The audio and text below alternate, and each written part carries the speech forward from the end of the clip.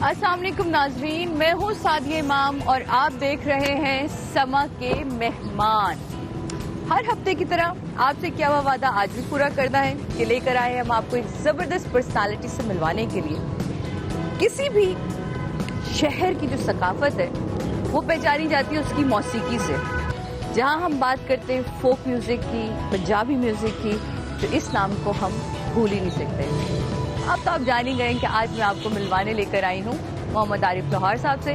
तो चलते अंदर उनसे मिलते हैं और सरसब्ज मंजिल को दिखाते हैं कि वो कितनी सरसब्ज है, कितनी बहार है उसके अंदर, और वहाँ कितने और मजीद ज़खायर मौजूद हैं जो आगे चल के हमारे मुल्क के लिए एक असासा है। आइए।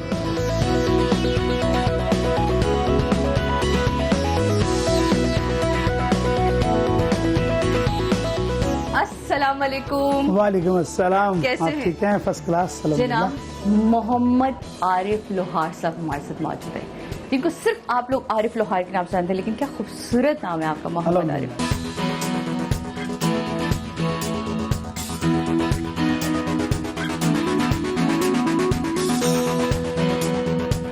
आपके वालिद साहब का इतना बड़ा नाम, इतनी बड़ी पहचान आलिम लोहार साहब की। आप 8 भाई माशाल्लाह से, अल्हम्दुलिल्लाह। लेकिन जो शोहरत आपने पाई, आपके 2 भाई और माशाल्लाह से गाते हैं, उन्होंने उस तरह की शोहरत नहीं पाई। ये उन्होंने कंटिन्यू नहीं किया। अच्छा। उसके बाद उन्होंने वो पैशन नहीं था उनके अंदर क्या? नहीं, ऐसा कुछ नहीं है। बात यह है कि हम भाइयों में बहुत ज़्यादा प्यार है और सब रिस्पेक्ट करते हैं एक दूसरे की। और जब मैं ऐसा आया तो एकदम से बस ये था कि क्या उसे कहते हैं कि घर में जब ऐसा वक्त आता है कि कोई बड़ा चला जाए तो फिर कुछ, क्योंकि बड़ी सडन डेथ थी आलम साहब, डिस्टर्ब हो जाता सारा सिस्टम। तो उस वक्त अभी हम लोग डिसीजन नहीं ले पा रहे थे कि क्या करना है। तो बड़े भाई ने फिर डिसीजन लिया कि मैं अब्बू के साथ रहा करता था, तो फिर उन्होंने कहा कि यार ये इसे कंटिन्यू तुम करो। और बाकी उन लोगों ने, आप लोगों का थिएटर भी था? जी थिएटर है जी, है माशाल्लाह से। तो फिर वो भाइयों ने उसको संभाला। भाइयों ने कहा कि आप इसे संभालो, हाँ। थिएटर भी करो और आप गाना भी गाओ और कंटिन्यू रखो। हाँ। वो फिर इंग्लैंड चले गए। वो इंग्लैंड चले गए सारे माशाल्लाह से। लेकिन वो कि अपनी सकाफत को, अपनी फैमिली वर्से को लेकर आप चले, फिर अब माशाल्लाह से सबकी दुआओं के साथ। बिल्कुल। और सिर्फ ये नहीं कि एक होता है ना कि आरिफ लोहार ने गा लिया, आरिफ लोहार पाकिस्तान की पहचान बने। यानी कि दुनिया में जब आप वेम्बले अरीना में आपने गाया, हजारों लाखों के सामने लंदन में जब आप परफॉर्म करते हैं, आप समझते हैं जो आर्टिस्ट होता है वो एक अपने मुल्क को रिप्रेजेंट करता है जहाँ भी जाता है। और ये विरसे का, और लोग कौमें जो हैं वो पहचानी जाती हैं अपने आर्ट से। अपने आर्ट। और आर्ट जो है हमारा माशाल्लाह हमारी धरती का बड़ा स्ट्रांग है, बहुत स्ट्रांग। मैं जहाँ भी गया हूँ मैंने बहुत सारा गाया, मैंने पूरी दुनिया में गाया अल्हम्दुलिल्लाह। मैं बच्चा था जब से मैं जाने लगा हूँ और पूरी दुनिया में मैंने परफॉर्मेंस की और कई बार की, और मैंने अपने मुल्क को ऑफिशियली तरीके से जाके मैंने रिप्रेजेंट किया। बिल्कुल बिल्कुल। और ये वही बात है कि मुझे फख्र है अपने मुल्क पे। जिस तरह की म्यूजिक इस वक्त पाकिस्तान में बन रही है, क्या देख रहे हैं, कोक स्टूडियो ने एक बड़ा नया रुख दिया है। खास तौर पे उन्होंने हमारी फोक क्लासिकल म्यूजिक को नए आर्टिस्टों के साथ मिला के एक नई सूरत दी। आपने एक सुपर डुपर हिट जुगनी, आज तक लोग गोरा हो, चिट्टा हो, काला हो, पीला हो, सब नाच रहे हैं उसके ऊपर। रोहेल हयात को इस चीज की मैं बहुत दाद देता हूँ। रोहेल हयात एक ऐसा हमारा म्यूजिशियन है जिसने लाइव आर्टिस्टों को कहा कि तुम क्या करते हो भाई, आप क्या करते हो, आप क्या करते हो, आप जो करते हो वो निकालो और क्या करना चाह रहे हो। उसके बाद वो सीजन जो था वो कमाल था। हाँ। तो वो अल्लाह ताला की वो होता है कि नजरें करम हो जाती है, तो उसमें वो उस वक्त जो थी ना वो चीज वो कमाल थी।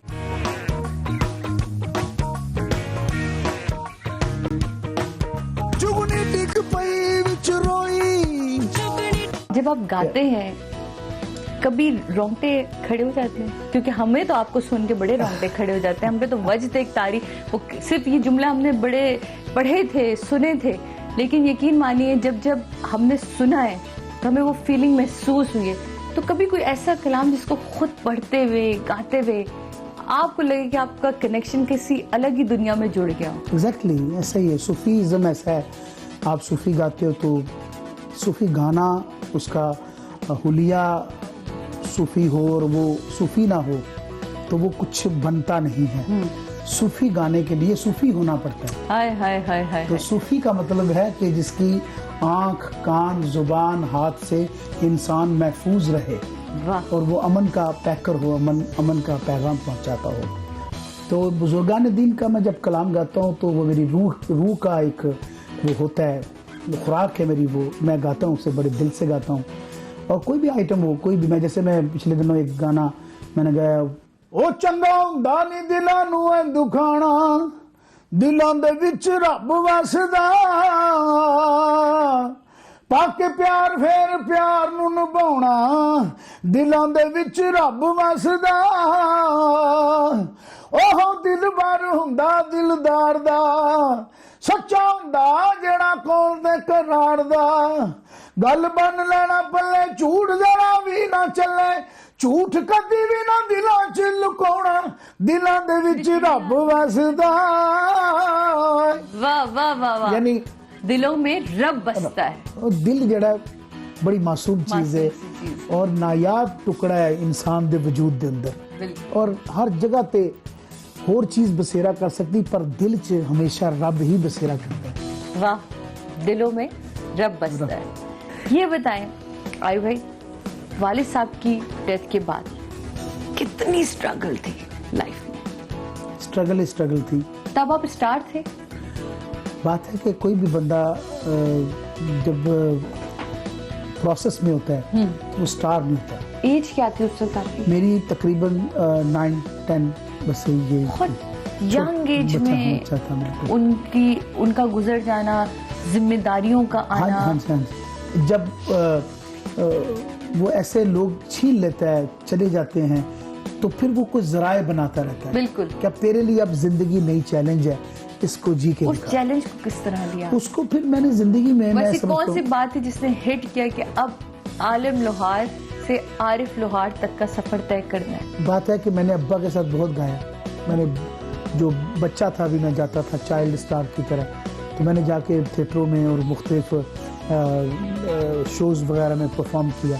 आप यकीन जानिए कि वो 1 साल पहले कहते थे कि मेरा ये बेटा मेरी निशानी है, जब कभी मैं ना हुआ तो मेरा ये बेटा आपकी खिदमत करेगा। तो ये बात बड़ी अजीब सी लगती थी मुझे स्टेज पे। जब मैं, आप यकीन जानो कि जब मैं चला सफ़र के लिए तो मेरी माँ ने कहा कि बेटा अब तू एक बहुत बड़े बाप का वो बेटा नहीं कि अब तेरे पास कुछ नहीं है, दौलत नहीं है तेरे पास, नाम बहुत बड़ा है, लेकिन अब तेरे लिए चैलेंज है। चैलेंज बहुत अब तू अगर आलम तो साबित दोबारा करना है। आलम तो नहीं दोबारा आएगा क्योंकि कोई किसी की जगह नहीं लेता, लेकिन तुझ में खुशबू आनी चाहिए और तू आरिफ बन के दिखा दे, तो फिर मैं समझूंगी कि शायद मेरा जो हक है वो अदा हो गया। वो मेरे लिए इंस्पिरेशन बना, मेरी माँ की ये जो है ये ना वर्ड्स जो ये, थे। हाँ जी। तो जब मैं निकला हूँ लाला मूसा से, तो मैं फिर सोच लिया कि मैंने ये काम करना है। तो फिर मेरे उस्ताद थे, अल्लाह ताला गनी के रहमत करे, मेरे अब्बा के दोस्त, उनका थिएटर हुआ करता था जिसमें अब्बू काम किया करते थे। साथ वो दोस्त भी थे और साथ काम भी करते थे। तो उनका नाम मास्टर इस्माइल, अल्लाह ताला गनी के रहमत करे। उन्होंने बड़ी मेहनत करी मेरे पे, बहुत मेहनत करी। गांव लेके जाना और ट्रक में सफ़र करते थे हम लोग।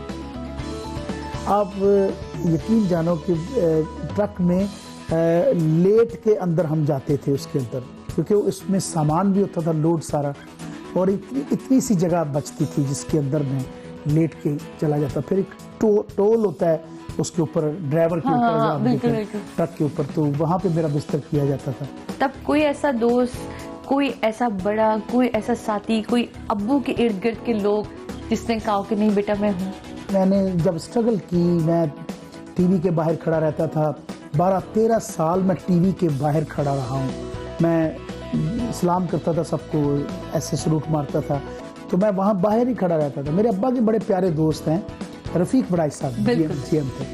आप यकीन जाने, मैंने उन्होंने एक दिन देखा मुझे, वो अंदर बुला लिया, बेटा कैसे आना हुआ? तो मुझे कहते तू सुना तो आता है, मैं यहाँ होता नहीं हूँ, तो आता है फिर खड़ा रहता है, क्या बात है? कि मैं कहा अंकल मैं काम करना चाहता हूँ। फिर एक बड़ी आंखों में उनके आंसू थे, उनके बड़े अच्छे दोस्त, अब्बू मेरे बहुत प्यारे दोस्त थे रफ़ीक बड़ाई साहब के। और अल्हम्दुलिल्लाह आप यकीन जाने वो मुझे कहने लगे कि बेटा एक अब ऐसा ना हो कि मैं तो तुम्हें पास बना देता हूँ कि तुम आओ, हाँ। और सिफारिश भी एक दफ़ा कर दूंगा तो चलो सिफारिश पे कितनी देर तुम सांस लोगे, और तुम अब तेरा आर्ट जो है वो सांस नहीं ले पाएगा, वो खत्म हो जाएगा। अगर तेरे अंदर वो आग नहीं है तो कुछ भी बिल्कुल, नहीं है। कुछ भी। कहने लगे कि तुम ऐसा काम करो कि ये पीटीवी के दरवाजे तेरे लिए खुल जाएं।